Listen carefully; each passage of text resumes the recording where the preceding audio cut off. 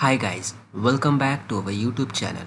So in this tutorial, we would learn how can we clear the selected print area in Microsoft Excel.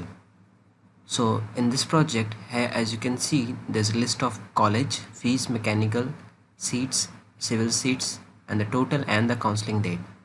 So if you will press Ctrl plus P, then as you can see, the results are showing till this Thapar University. And here it is not showing this one. That means from here till here it's print area, it's set into print area.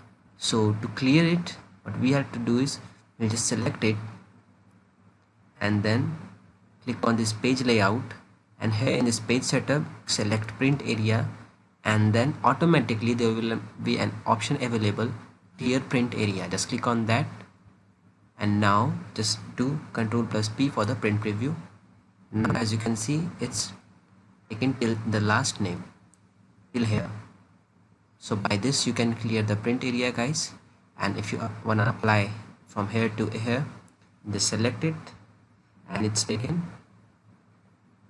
to the print area. Now just Ctrl plus P. So till here it is print area. If you like this video, guys, that's all for today. Thank you.